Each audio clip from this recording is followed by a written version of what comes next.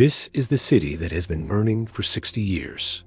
Back in May of 1962, something strange happened in the town of Centralia, Pennsylvania. An underground coal mine caught fire, and it's still burning today. It's now the longest burning coal mine in history. The people who live there had to leave their homes and abandon the town. But before they did, they made sure to take one last iconic picture in front of their burning homes. And now, all these years later, we finally know what happened to them. This is the story of how the town was consumed by fire, and the mystery of where the residents went after it burned down. Before the fire, Centralia was a normal small town in Pennsylvania with just under 3,000 residents. There wasn't much industry in the area. It was just families living normal lives. Some worked at the local mine, or as teachers or police officers. Some were retired or unemployed. They were just a normal small town. But all that changed in May of 1962. One day there was an explosion in one of the nearby coal mines. We don't know exactly what caused it. Maybe it was faulty wiring, or maybe it was just a cigarette carelessly tossed into a pile of coal. All we know is that when it started, firefighters couldn't get it under control. The fire spread through the shafts and tunnels of the mine like wildfire, hence the name. Since the town was built directly on top of the mine, the heat from the fire eventually began to damage the buildings above. Homes started collapsing, and people had to be evacuated. By February of 1963, the entire town had to be abandoned. Today, over 1,300 buildings are completely destroyed, and 500 more have been deemed unsafe to live in. Over the years, cracks have opened up in the ground and toxic gases have leaked out, making the land around the town extremely dangerous. To this day, parts of the town are literally sinking into the ground. It looks like something from a horror movie. So if this town was so dangerous, why didn't they just nuke it? Well, doing something like that would be even more dangerous. The fire is about 300 feet below the surface, and it's spreading horizontally at a rate of 15 miles per hour.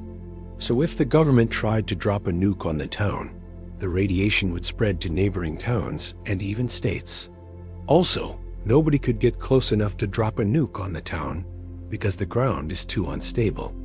They could try to drop it from far away, but then there is a chance that the radiation wouldn't reach the mine and the fire would continue to burn.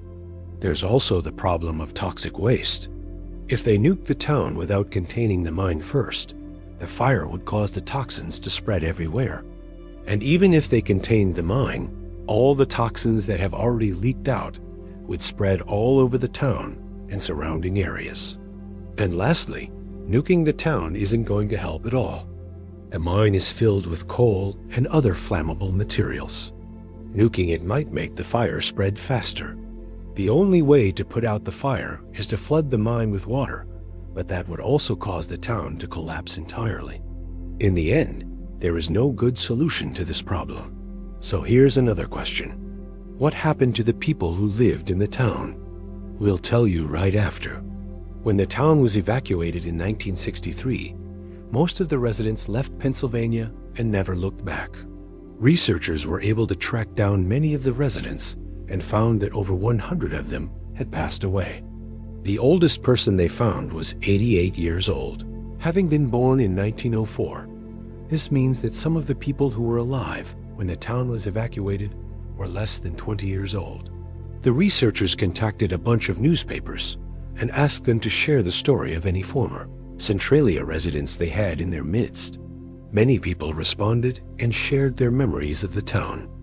Here's one such story from Robert Fallon, who was a senior at Centralia High School when the evacuation happened. He said, "There were rumors going around school about the fire in the mine. One day at lunch, I was sitting outside, and some kids came running up the hill saying, 'The school's on fire.' I ran toward home, which was pretty close to the high school, and saw smoke rising over the roof of the gym. Within a few hours, the fire department had gotten the fire under control, and we went home. Then we got word that we weren't going back to school anytime soon. The next thing we knew, the school was a total loss. Fallon graduated from a different high school about a year later. He continued his education at Penn State and then went on to become a stockbroker. When he heard about the project, he said, "I thought it was great that someone was working on this because so many people have forgotten about Centralia. I always wondered what happened to those people. Did they ever come back? Did they remember? Are they still looking?" Here's another story from Michael Kozlowski, who was also a senior at Centralia High School when the town was evacuated. He said, "I remember being in school and hearing an announcement over the intercom system. It was the principal's voice. He told us to go home because school was dismissed for the rest of the week. My brother drove me home from school. On the way, we saw a line of cars driving away from town. We didn't think much of it until we reached our house and saw that it was empty. Our car keys were in the ignition and my parents were gone. I called my sister-in-law to find out what had happened, and she told me that they had all met at her house and decided to leave town together. They drove to Florida, where they all ended up settling."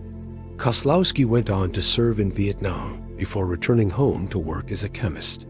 He said, "We lost our whole hometown. No one knew where they were going to end up. It was scary, really. I've been back to see the town a couple of times. The last time was about 3 or 4 years ago. I was amazed at how well it was preserved. I noticed new trees growing, things like that. It looked like everyone had just left the day before rather than 50 years earlier. Now, not all of the residents left town. Some of them stayed behind and became caretakers of the abandoned town." Here's one such story from Phyllis Brown Stieff, who was a caretaker of the town for 10 years, starting in 1974. She said, "The town looked like something out of a horror movie. Houses were knocked off their foundations. Fire crews would come in and out to keep the fires from spreading. Most of the houses were empty, but some people stayed behind, including my family. For a while, it was like a ghost town, and that was kind of neat. After a few months, the state wanted someone to watch over the town. The state police referred to us as caretakers. We watched over the town, turned off water and gas lines, collected garbage, and demolished some of the houses. We also took care of the pets that were left behind. We fed the dogs and cats and took care of horses, cows, and pigs. My brother-in-law even had to shoot a sheep because it was getting too big to be kept alive on the grass in someone else's backyard. Later on, some of the buildings were torn down so the ground could be used for mining. By the mid-1980s, most of the residents who had returned to Centralia left again. It's sad. It was a nice community, and people didn't want to leave. But there was no future in staying there. If you want to visit Centralia today, you're out of luck. The entire town is off limits to outsiders. You can't get in unless you're part of a research study. And even then, you're only allowed to visit during daylight hours. There's also a guard stationed outside of town to keep trespassers away. So if you want to see the legendary burning town for yourself, you're going to have to wait until it stops burning, whenever that happens.